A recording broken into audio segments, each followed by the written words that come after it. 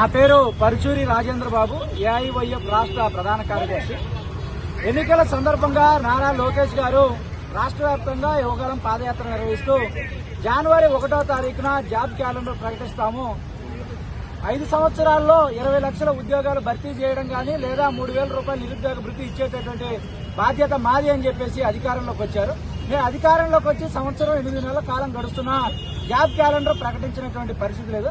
2 జనవరి 1 వస్తున్నా కూడా ఇంతవరకు జాబ్ క్యాలెండర్ ప్రకటించలేదు. కానీ కూటమి అధికారంలో ఉన్నటువంటి కూటమి ప్రభుత్వానికి సంబంధించిన పార్టీల నాయకులకు, కార్యకర్తలకు, కార్పొరేషన్లు చైర్మన్లుగా, డైరెక్టర్లుగా వాళ్ళకైతే పదవులు దక్కాయి. కానీ రాష్ట్రంలో ఉన్నటువంటి నిరుద్యోగ యువతకి ఏ రకమైనటువంటి ఉద్యోగ ఉపాధి అవకాశాలు లభించలేదనేటువంటి కారణంగా ఏఐవైఎఫ్ ఆధ్వర్యంలో ఈ రోజు గుంటూరులో మెడకి ఉరితాళ్లు బిగించుకొని నిరుద్యోగ యువతగా భిక్షాటన చేస్తూ ఉద్యోగాలు ఇవ్వకపోతే అడుగు తినాలి, లేదంటే ఆత్మహత్యలే శరణ్యం అనేటువంటి పద్ధతిలో ఏఐవైఎఫ్ గా నిరసన కార్యక్రమం చేపట్టడం జరుగుతోంది.